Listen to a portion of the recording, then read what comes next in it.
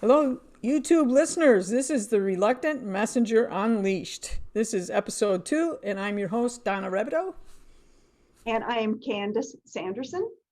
And we want to welcome you back to Reluctant Messenger Unleashed. And so, just so you know, we are doing this like a book club. And so, your homework was to read chapter 1. So, get out your books. We're in chapter 1, The Muses Within, and we're on page 1. And so I'm going to talk a little bit about what the background is and then ask a question. And then Candy gets to be put on the hot seat. So page 1, you're in a dream, but you don't know that. That was tricky. I thought, oh my gosh, this is really part of the story. But she woke up. So you woke up. I woke up to realize I've been dreaming. I should have recognized the qualities, the precognitive. But I like this first part. It's at the end of page 1. It goes, when I least expected it, help would come. And that's a foreshadowing of what's on page 8. And it really is kind of how we live our lives. We don't expect help. How did you feel about that when you realized, 1, you were dreaming, and 2, that help is going to come? Well, first of all, when I was very lucid in the dreaming, in the dream, because it felt like I really was there. And over the years, I've been, keeping up with my dreams, and I realize there's so much wisdom that comes from the dreams.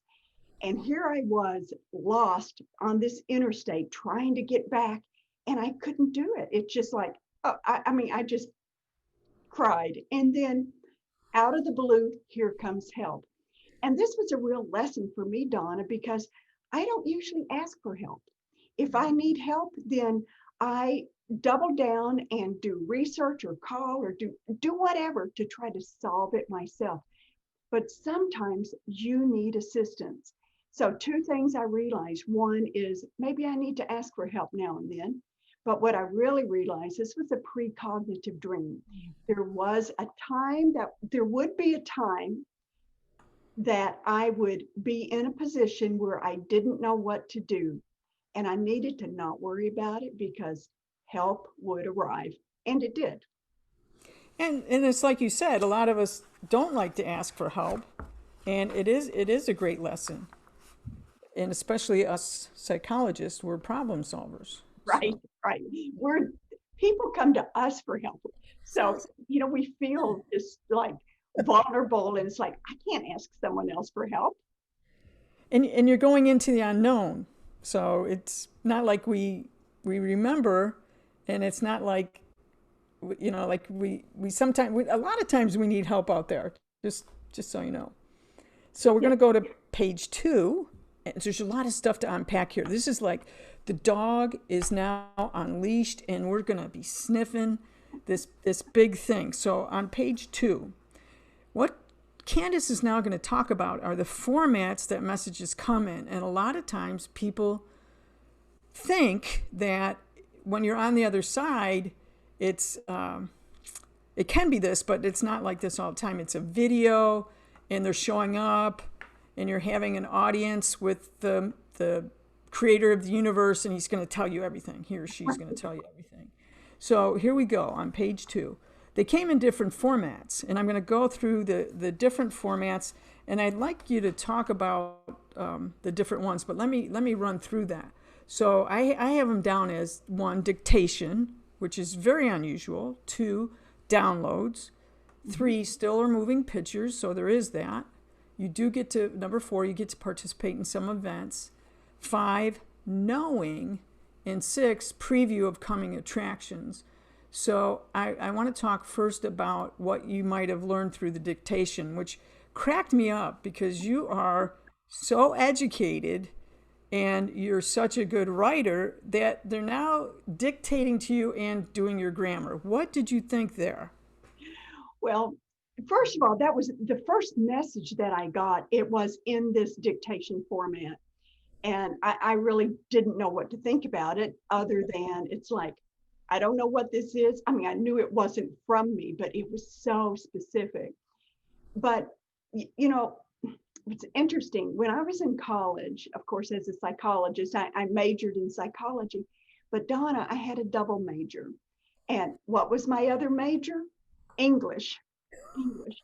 So here I am, a double major in English and psychology, and these messengers are telling me what to say it, how to end each sentence, what punctuation to use, when to start a new paragraph.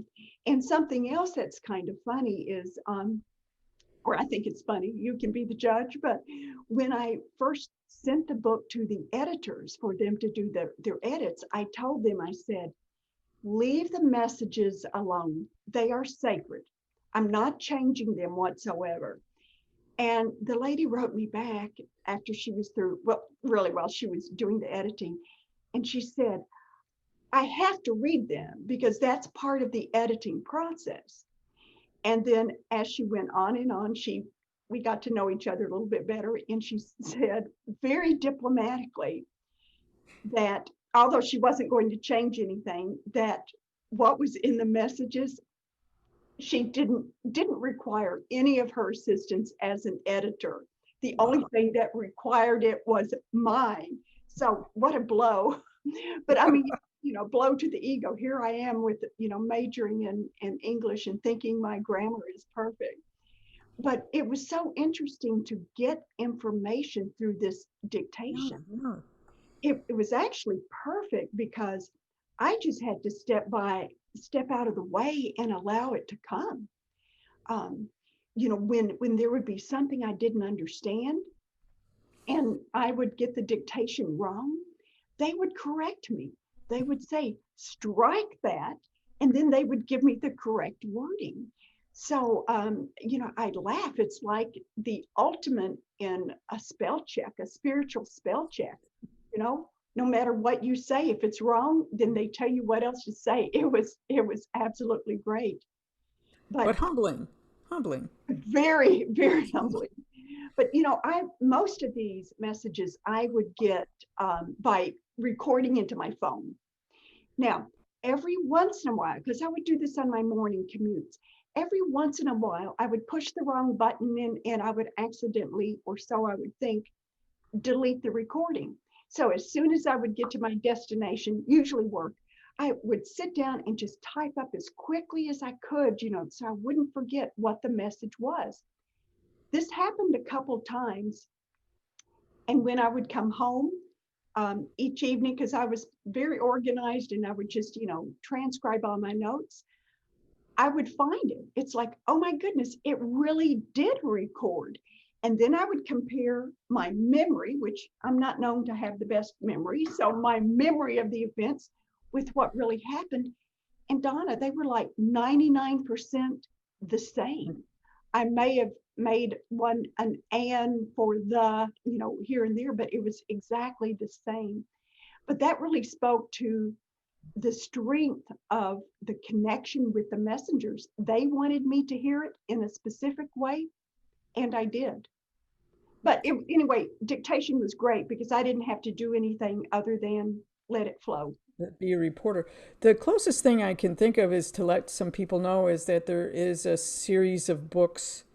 And the reason I know the books is because the person was near me when I grew up in Buffalo, New York, and that was the Seth Speaks book. And it wasn't like you, where the woman, Jane Roberts, yeah, she didn't record them, but I think it was her husband that was writing them down as she spoke. But I like yours in that, like you just said, it's we now have the technology. You had Right. you could go into your phone and then compare. I like that. Okay, the second thing, downloads. So I don't think people understand like they might understand computer download, but they might not understand how that comes. And in my podcast, the Exploring Consciousness podcast, I was in a meditation. And as I was coming out of the meditation, that I get this dump. And what it is like you feel like it almost is like a computer download that you're taking all this information.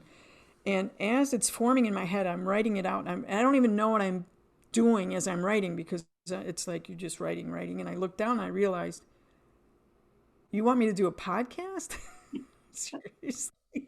So let's talk a little bit about what it means to have a download and what Okay. we're the downloads you had. It's funny. I laugh when you say, "Do you want me to have a podcast?" Well, do you want me to write a book? I mean, it's like, yeah, it's crazy. But your analogy to a computer download is so spot on, because the way I get these, they're like that. They arrive whole and complete. Yeah. And when I would get these, if I was close to my computer, which is great, I would sit down and just start typing. And I'm a very good at keyboarding, very fast. But there were sometimes that I probably sat down for 30 or 40 minutes, and all this information flowed. Um, I was thinking about this and thinking about the topic of brainstorming. Now, we've all had a brainstorm, and maybe not even with other people. You'll get together with your group and you'll brainstorm, but all of a sudden you can get this huge brainstorm, and it's like, you know what, was this the opportunity? Was I actually getting downloads then and I just thought of them as brainstorms? It's when these ideas come to you that quite often seem to be out of the blue. I used to think that when I had a brainstorm that I was the author. But now I realize, no, I'm just the recipient. So, for those of you all watching, if this sounds bizarre and strange to get a download, think about it the next time you get a brainstorm. Document it as soon as this brainstorm occurs, then give thanks. Have have a feeling of gratitude. Tell your guides or angels or whatever you want to call them, the universe, tell them thank you. And what that will do is help open up that channel of communication. That's really an important point. And so when people start hearing, you're hearing people, I'm hearing my friends talk more and more, well, I got to download, well, I got to download. And people don't understand it, but you put it in a really good framework, and then added the gratitude, because it opens your heart. So if feelings of love, of gratitude, of what Dr. Joe would call elevated emotions, opens up the portal. Did you talk to your angels about, or your the muses? Did they do? What do they think about downloads? Did did You know, do I they? So we use that a lot with people, or did they ever talk about you know downloads? they never talked about it, and that's a good question. I can always ask them. Okay, No, yeah, I like it. yeah, I'll Okay, put that on my list put of that on things your list. So to just so you ask. know, people, when you hear downloads, I love what remember what Candy says. Write it down and then think about where that might have come from. Okay, the third part, still or moving pictures, and what's important here is people think it's a whole movie, but you can get symbols, numbers, or words, Right. and what that means is like in a dream state, where you're maybe people aren't used to lucid dreaming, but they're used to dreaming, and they wake up and they realize how symbolic that was, and they might ask someone, "Can you interpret that dream?" And it really is your dream to interpret. What do they say? Well, what happens to you when it's symbols and it's things that come kind of obscurely? Well, what's interesting in this is it to me was pretty much like a progression. When I first started receiving messages, I was not a visual person. I really could not visualize at all. So what happened with the messengers is they started giving me these little snippets. And I think if they had dropped me into a full-length movie, I couldn't have Yeah, handled it. yeah, But it started off as something very simple. Let me give you an example. I had gotten a message from like a star system called Chiron. I'd never heard of them, but I saw this whiteboard, and I saw someone write, but I didn't see a hand. I just saw the letters Chiron. The word wasn't written. I actually saw them write it. And then beneath that, I saw the phonetic spelling. And, if you look in the dictionary, if they still have dictionaries around, where like the letter, they would do like slashes and put the phonetic spelling. So the chiron was a slash and a K and another slash. So that told me it was pronounced with the chiron, the hard C, Hard, hard. the K sound. So that was an example of things that, would come to me. But as I spent more time in the non-physical, my skills developed. And then the still pictures became little vignettes. I would just see, 2 or 3 seconds of something occurring. And then I would accept those. And then later, they would get a little bit more detailed. And I would realize, gosh, I'm like the observer. I'm observing this to happen, as it happens. And then I would become the participant and the observer. But I realized over time, they were allowing me to build my skill set of visualization. Started with the baby steps, and it built on from there. Now, one other thing I want to mention, you and I are both fans of Monroe Institute. I remember I went to Monroe once, outside Charlottesville, Virginia, and the check unit, where I was staying, the first morning when I got up, I had this vivid dream. And in this dream, I still had this snapshot of this huge whiteboard with all of these formulas on it. Now, I didn't understand it, and I don't know enough about physics and chemistry to have been able to duplicate it. But I realized I had picked up on someone else's dream who had just been there. There are so many scientists and physicists, that go to Monroe.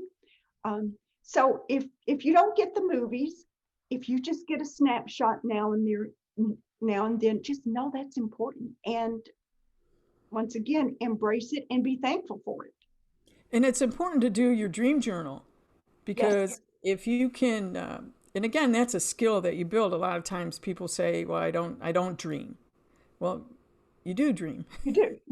It's like, we know this by science, by rapid eye movement, and in psychology, we have a whole chapter on dream and the physiology of dreaming.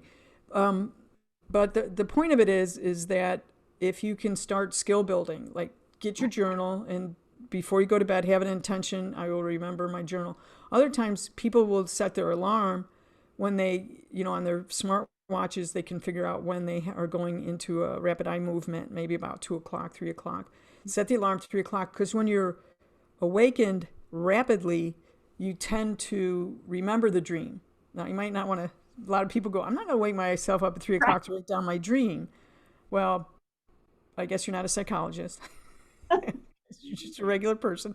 But if you start skill building and start writing it down and writing it down, and you'll find over time, you don't have to wake up at 3. You can tell yourself, and I keep my journal so that as I'm waking up, I'm writing it down. I actually write it on my phone.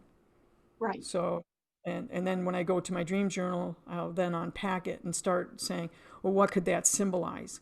So it came as a symbol, but what does that mean to me? What did that symbol mean to me? And if I don't know, I'll just hold on to it. Maybe, like you said, a couple of months you might get another one, and I can refer back to it and go, oh, that's what it was.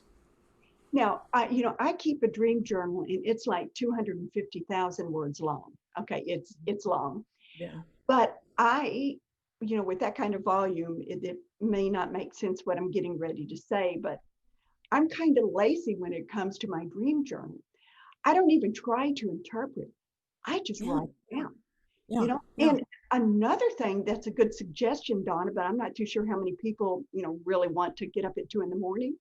What I have found, if they don't have to, what I have found is if you change your sleeping habits by 15 or 20 minutes, okay, set your alarm a little bit earlier.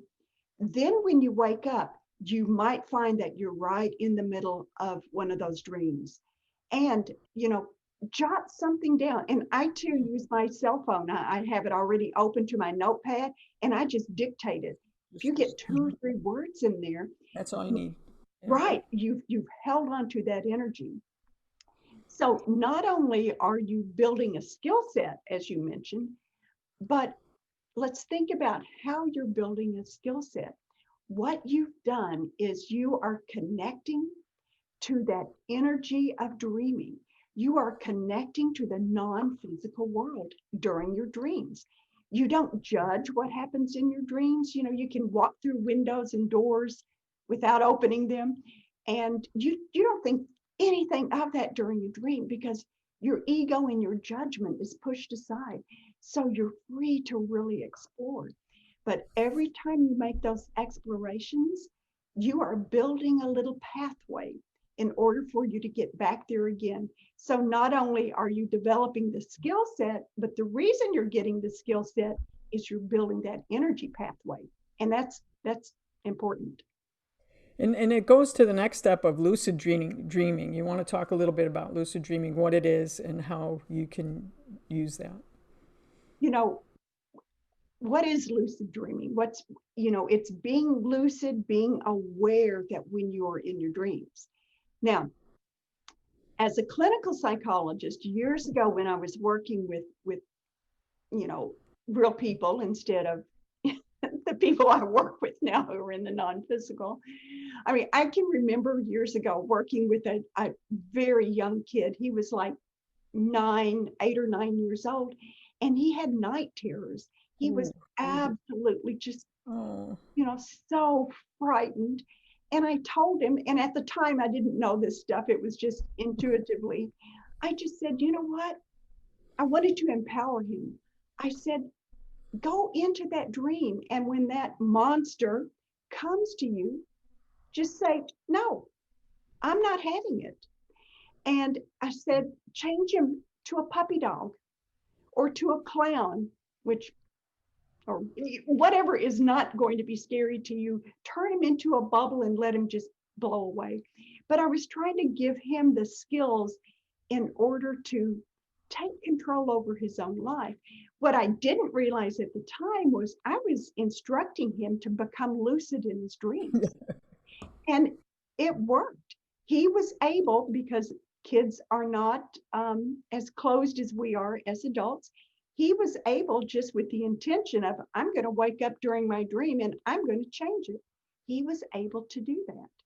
And this is what we can learn to do also. We can learn to manipulate our dreams. It might be something very minor. You're in a situation and there's a clock and you want to turn it off or open a window. You can start with something really simple.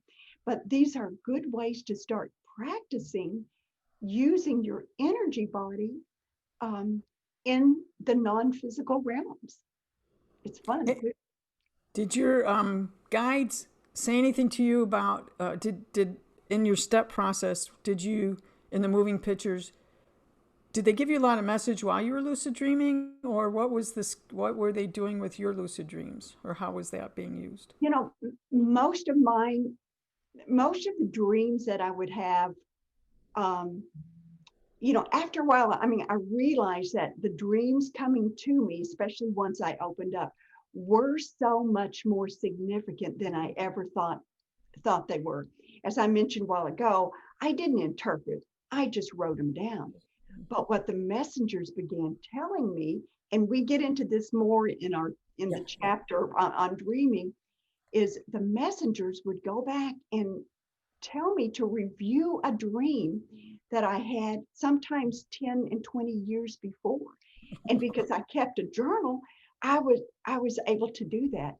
And then I realized there were so many lessons within that dream that I wasn't prepared to understand in real time when it happened, but I was now.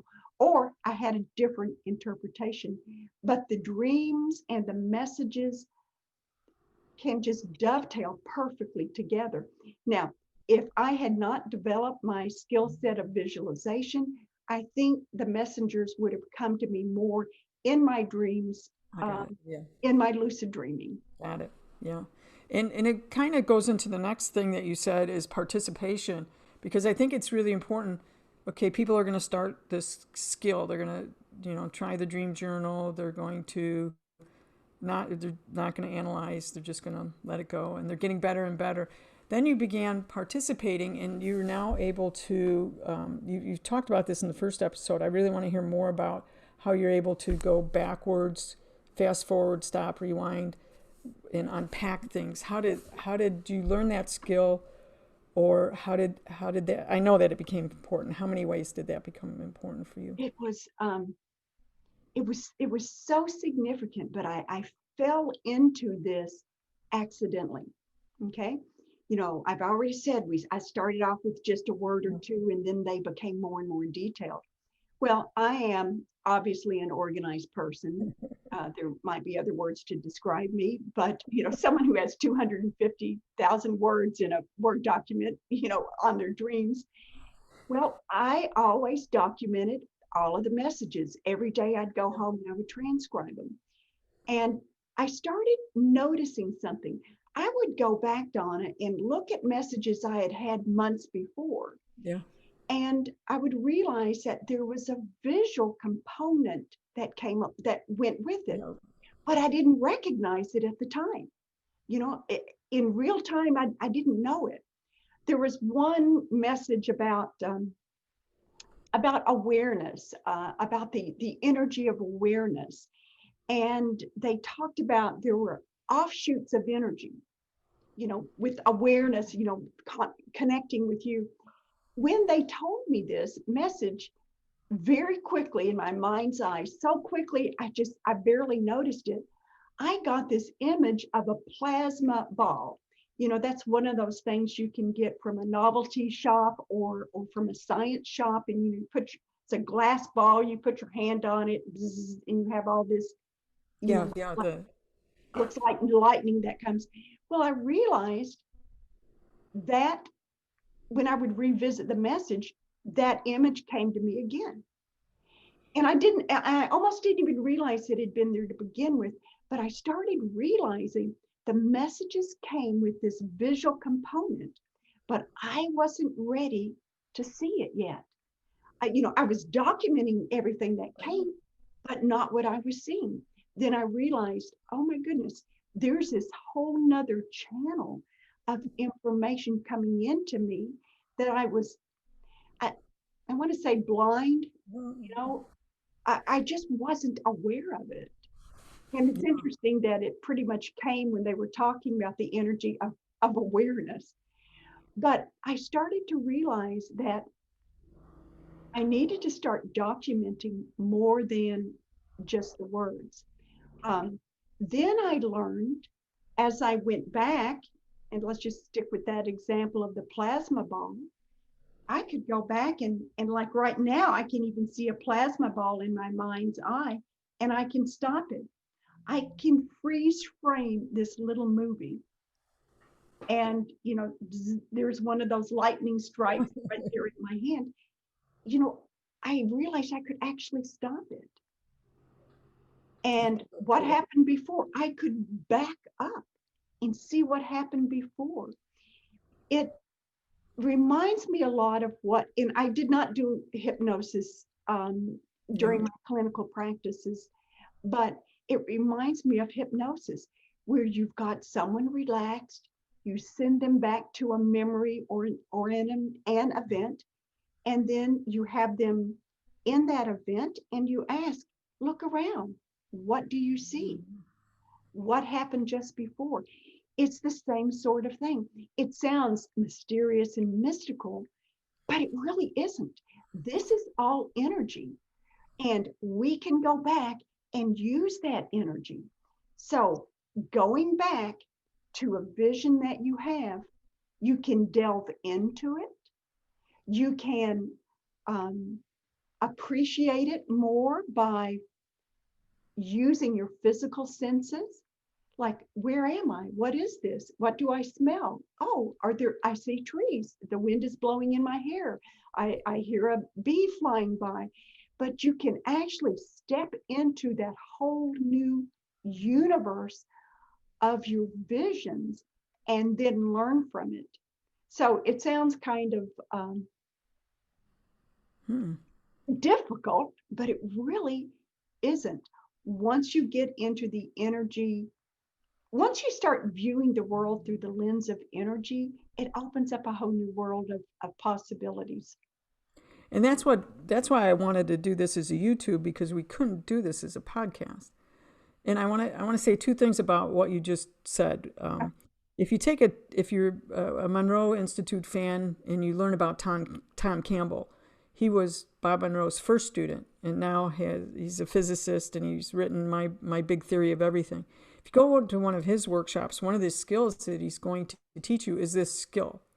And like if you want to say Akashic records or whatever, but you're gonna how he frames it is query the database. And a lot of times people will have a question ready, but it comes at them so fast, and it could come as a symbol. So you have to learn how to slow it down. So when I'm working with Tom Campbell's work and I want to get a memory like you just said, but it's going to come fast, I say show it to me in slow motion. Good. Or even when you were talking about Scott Taylor's NDE and those bubbles, a lot of times when I travel through that tunnel, I'll stop. A lot of times people just, when they die, they just go through the tunnel. But you can stop and go slow and see those little bubbles and take them out. And so these are skills you actually are gonna use later, and you actually have used. So that's number one. Number two is that remote viewers do exactly what you do when they're remote viewing a target. They're asked to if you're looking for a lost child, and you get this image, and it's like you have to be in the picture. Like, what are you seeing? What are you smelling? What are you hearing? So remote viewers, lucid dreamers, do all this, and these are just really good skills to have just if you don't want to, like we said, if you don't want to go into all of this, but why are you here listening to the Reluctant Messenger Unleashed? You must want to have some idea. So these are skills and how you're going to use them. And I want people to understand, when Candy keeps saying it's all energy, what that really means. And so we're in a physical 3D world.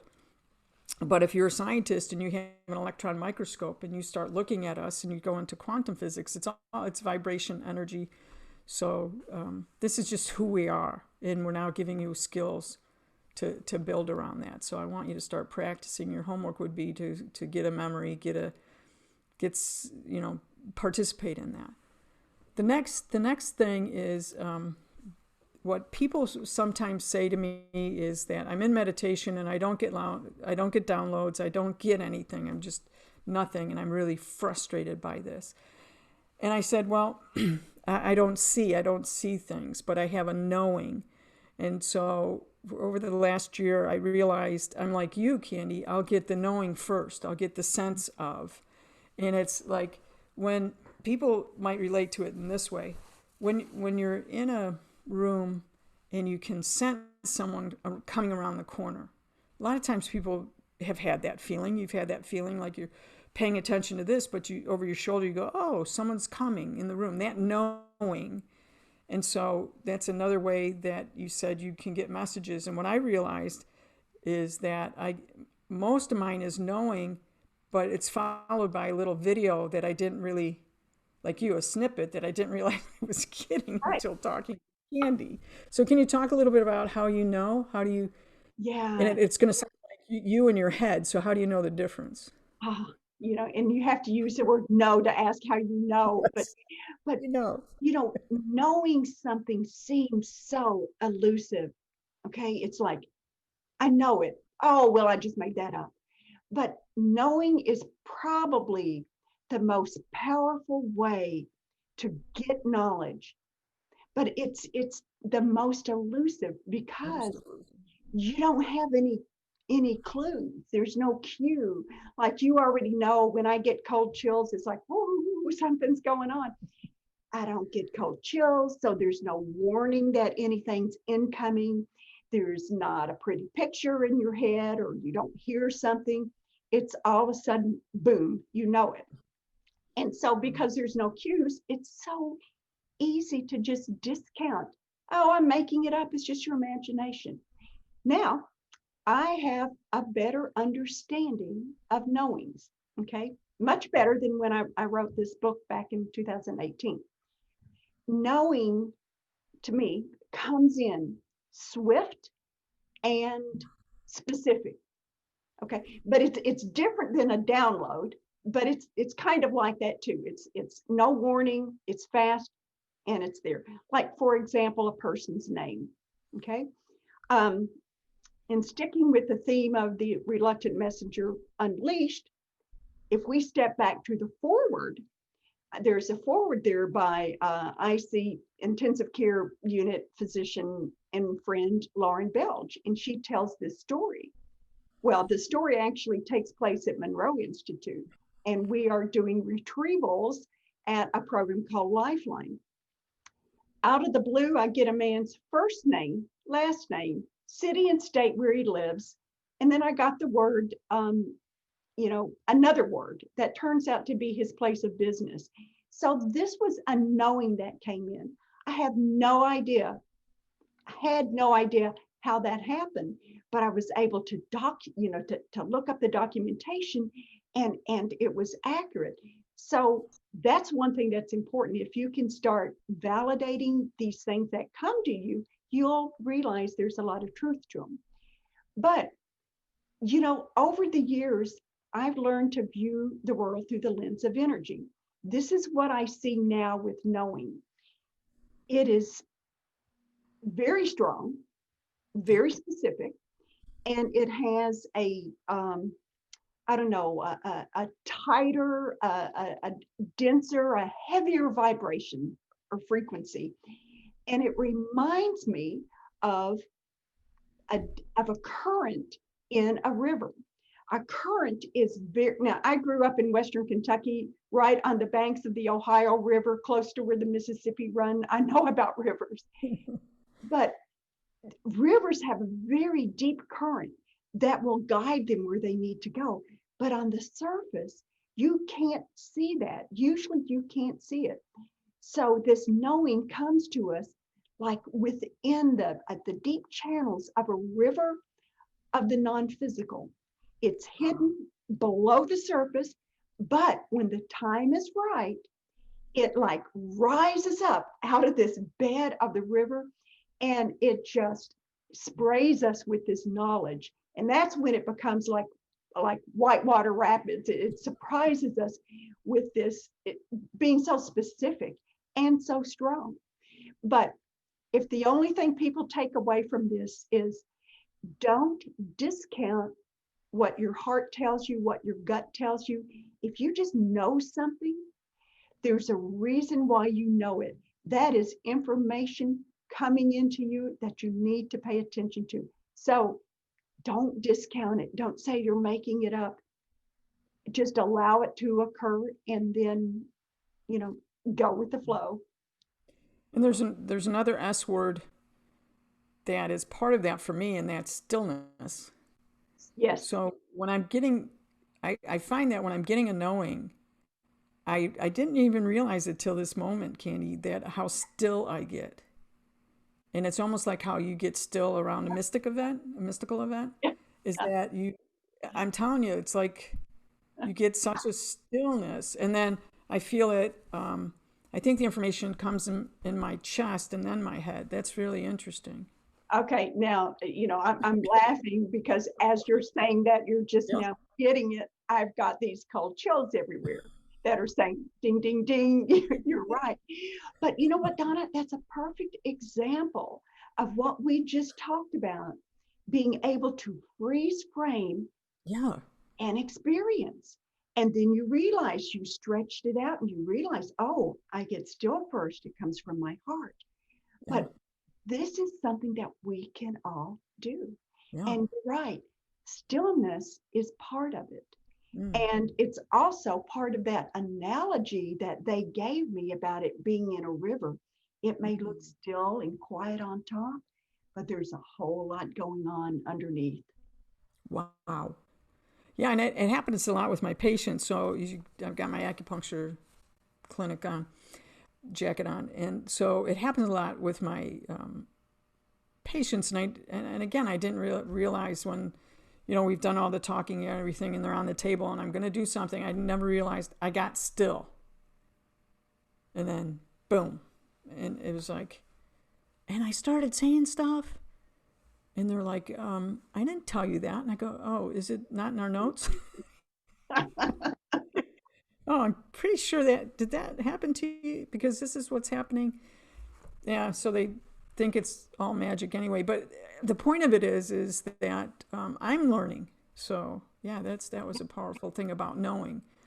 Then I was going to have you talk about preview of coming attractions, and I was going to kind of compare it to remote viewing, but I really want to hear about how, in as Tom says, you can go get future events, but there's a lot more probabilities built into that. I'd like to get your take on those coming attractions. Well, the coming attractions, what I write about in this chapter, that's basically what they're going to talk to me about next. Oh, It's, okay, okay.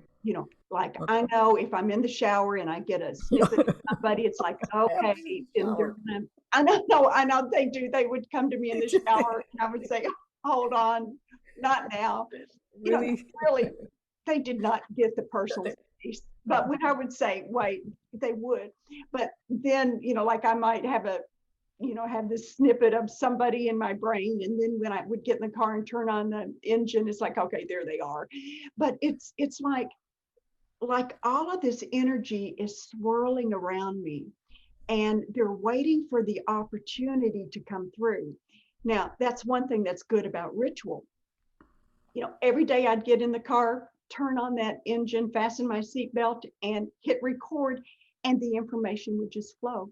So the messengers knew this was the time for that. There would be times like when a new messenger would approach me, and it's like, oh, I don't know who this is because their vibration is just different. But it was kind of exciting. It's like, you know what? When the time's right, they'll let me know. One, I talk about this in chapter 7. I don't know what it is, but a chapter called Stampede. When Stampede. White Buffalo came to me, and he kept. I knew he had a message for me, and it's like, Yeah. I'm so busy in my 3-dimensional world, I don't have time for this now. And then he came to me in a dream, and then he had a friend call me, one I don't think had ever called me before on the phone. And she starts talking about, White Buffalo Calf Woman. It's like, oh my gosh, how many times do I have to get the message? But it is like a cosmic heads up because it's all floating out there and they're like queuing, getting in the queue on wanting me to recognize them. Wow, that's pretty cool. And by the way, it is chapter 7, Stampede. She's Oh, never. wow. Yeah. Um, so the next pages. So we got through we finished, and we're in the middle of page 3. And what's going to happen now is pages 3, 4, 5, and 6. The next pages are all about you being a medium, and you talk about Becky, Marie, John, and then about Lynn and Robin, which was really interesting, and then the Marilyn's family reunion. Right. So I didn't know how much you wanted to talk about that because I know I want to go into about Doreen and Marilyn about being given permission. But is there anything that you want to talk about Becky, Marie, and John? And I did mention them last in our first episode. Yeah. But what I found is, as soon as I had my opening, then I started getting these messages about mediumship. Right. And it didn't mean that I would be a medium for the rest of my life. Those were the first steps that I was taking into the other dimension. Right. And all of these had lessons with it. They were lessons for me. And I'll just like briefly recap. Okay. Becky, when she came in, she was talking about our mutual friend, Marie, who was going to have a health issue, but she said, everything's going to be fine. So, I'm learning, okay, our friends still watch over us, even when they're no longer. Very good lesson. Yeah. But they have a larger perspective and they know what we're going through and what we might go through, what the future might bring. John had passed from a degenerative disease, but he told me he had chosen that life. And that was the first for me to learn about sacred contracts. We determine what we're going to do before we move in, before we come into this life. Um, And that's really, I'm sorry, Candy, that's really an important thing for people because it moves people away from being a victim. If you can get if you're and Dr. Joe dispenses people, a lot of times they start out with feeling like they want to get out of this victimhood and they'll go to Dr. Joe. But I think it's really important. You can go to Dr. Joe, but it's really, if you can understand that there are contracts and what that means, that John chose this, yes, and then even and people get hung up on then predestination, and so there's a fine line between there's contracts, sacred contracts, and then your free will, because you could have had a contract and decided, boom, I don't, there's some things that are not negotiable, and there's some things that are negotiable. Did you find out about that?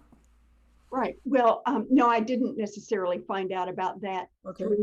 through these communications, but I did find out, later. Okay. You're exactly right. We enter this life with a blueprint. Yeah. This is what I want to do. I'm going to be with this person, and this person who may have been my brother, might be my boss this time. And so we have our soul group. We bring them all with us, and we play different roles. And we decide, you know what? I really need to learn patience in this life. So it's like, oh, don't ever ask for patience Don't because ever ask for patience. We're telling you right now. don't ask for that one Don't because you'll ask. be confronted with so many things. But once we step into these contracts, we have this blueprint, but we always have free will. We might say, oh, I've signed up for too much. We're going to deal with that one later. But if you can realize that we really aren't the victims. I mean, being a clinical psychologist, when I did my clinical work years ago, I would see people coming in with the same set of problems. A woman who's married to a man who's abusive. And as they go through that relationship, and she finally says, I'm more important than this, you know, she gets a divorce or whatever, and then she's happy. And then a few months later, she calls me because she's in another relationship. And guess what? He's abusive to her. So there are patterns that enter our life. And this is something, as a psychologist, I would ask people, if you start seeing a pattern, what is that telling you? What lesson is that you need to learn? Well, part of this goes back to our sacred contracts. We said we want to deal with this, this, and this. So maybe let's look deeper, get beyond the role that we play as victim or aggressor or whatever role it is, and look at the true meaning of what can I learn from this? And so what I learned from John was he had chosen this life. But what I also learned is on the other side, he was pure perfection. And this is what happens when we go to the other side. We step into our true essence of who we really are. It's great. Now, John also gave me the opportunity to start using my skills of visualization. But just stepping into the field of being a medium was good. Now, you ask about Robin and Lynn. There's a reason Yeah. why I didn't mention Robin and Lynn in my podcast with you, because Okay. I can't usually talk about them without crying. Um, But I'm going to talk about them today, and I'm not going to cry. And if I do, that's okay. Robin, yeah. yeah. Oh, and here we go. It's all right, people. Robin was brutally murdered by her ex. She left this world with two little children, but she forgave the man who murdered her. Forgiveness. This was so difficult for me to actually wrap my brain around. You know, how could she forgive him? And she also said that she knew people wouldn't understand that. From my third dimensional perspective, it's like, I don't get it. I don't get it. But then, this was the whole lesson. When we step into our divine nature, our true essence, our fullness of who we are, we have a greater perspective.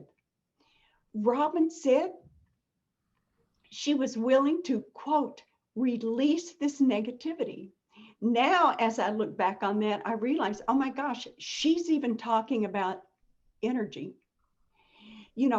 How often we carry these burdens with us, of negativity, of low-lying emotions. And forgiveness is a key to open that door to allow that negative energy to drop away. It's not telling the person who did that, it's okay, you did nothing wrong, but it's allowing you to release the baggage that you're carrying with that. You know, she told me, she insisted that she had never left her children. She stayed with them all the time, watching them as they grew. And that was, I don't know, so rewarding. At the end, she said something that was odd. She said, Ludi. And I'm thinking, what? And, after my, conversations with her, I called Lynn and we both, just boohooed and sobbed. And at the end, I said, Lynn, what does Ludi mean to you? Ludi, I've never heard of that. And she just laughed. And her best friend growing up was Mary Lou, and they nicknamed her Ludi. And, what was so beautiful about that is, I could have made up the stuff that Robin said. I mean, I didn't, but this was, evidence. This was evidence for Lynn that what I shared with her, the thing about Ludi was information. There's no way I would have known that, but it lets them know that there is something genuine behind this when those on the other side give you these little clues that no one else would know. So I want to talk about something you don't know. Okay. And I think it might be important for maybe some people listening, and it has to do with murder and suicide. And these are really, really hard and important topics. So I have a really good friend, Natalie Sudman. She wrote the book Application of Impossible Things, and she was blown up in a IED, a road bomb, and had an out-of-body experience. Well, she gave me a reading, and she said, I was trying to understand some things that were happening to me. She said, in your past life, you and your guides wanted to explore the energy of murder. And I, what? Wow. Why would you do that? And so there's a long explanation. Maybe we'll get into that. But when in my life right before this one, as a small child, I was murdered. Wow. I have cold chills. She saw that. And I didn't die right away, but I was, I don't want to go into a lot of details about, how, blah, blah, blah. So, but I did die shortly. And the reason I did that is because in this life, I wanted to explore what would happen to a person who had that event, and what would happen to them if they grew up and grew old. And so there was a really prominent person in my life that was a part of that murder. And so she told me who that was. And so I had to forgive that person. So I had to find out in this life. I had to go through like the first half of my life dealing with those feelings, even though I didn't understand them, the feelings of what is it like to be murdered and betrayed and all those kinds of things. And then to be told who was a part of it. and that the person was a significant person in my life now, and I had to forgive them. And I broke down. I broke down and I cried and I cried and I didn't understand forgiveness. I didn't understand this. And then I went into a meditation and I got to be on the other side. And I got to see the person on the other side. And the person on the other side was in a self-imposed hell because of what they had done. And so I had to go over and pick them up and transition them to the other side because of my forgiveness. And then I got to see them as they really were. And that was more powerful, I think, than my NDE. But you didn't know that. Wow. You didn't know that about me. And I think and so what Natalie and I decided on is that this second half of my life, I would learn about love. So I explored everything about those feelings and the energy of that. And then this half of my life, I'm exploring the feelings and energy of love and forgiveness and gratitude.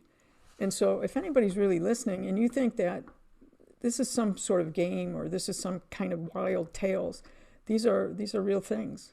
These are real things that can help you give you skills in your life. So any cold chills there, Candy? Well, absolutely. I mean, when you first started talking, I just had cold chills everywhere. But, we never know what someone else is going through. We never know, but some of us do, what we've been going through in our past lives. Yeah. And how that brings us to where we are. And that brings us into, just before we do our sacred contracts.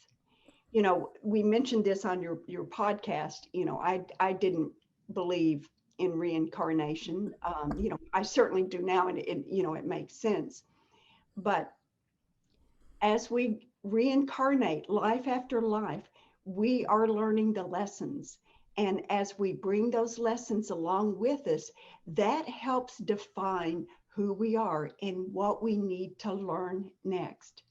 I know our time's getting short now, in which I know this chapter is going to be more than one session, but right. I can't think of a better way to end this.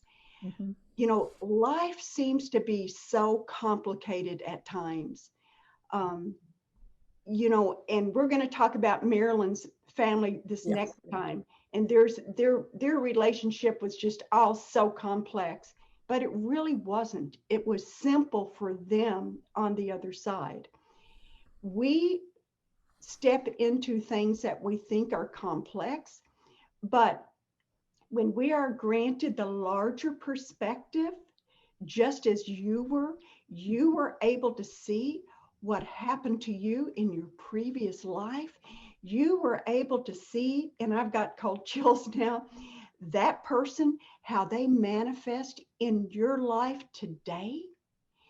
And you said it was even more profound. I don't remember what word you used, than your near-death experience. You were able to step into that field and offer forgiveness. How powerful is that? We forgive others because that lightens our burden, that lets our true nature shine forth. I'm always telling people, we are all energy beings, and how we choose to use that energy is what defines us. So it's even more important, Donna, after hearing your beautiful story, this energy field that we have is something that is so all encompassing, not just our little lives right here, but our last life and the one before and the one before and the ones in the future. This entire beautiful universe or multiverse, we are part of all of it. And as we learn our lessons, one of the most important lessons to learn is that of forgiveness, because it allows you to let go of that which holds you back and does not serve you. Wow. Okay. Yeah, chew on this one. Yes, This I is know I will. this is a good one. Okay. All So right. Thanks this, for listening to episode number 2. Your homework, if you haven't read it, we're going to start on, well, we're kind of on 3 through 6. So keep reading about the mediumship because we're going to bring up some really important issues about how your loved ones are going to be watching over you. Okay? sounds That, good. that's your And homework. there's your homework. Don't forget. And until next time, we'll see you. Bye. Bye.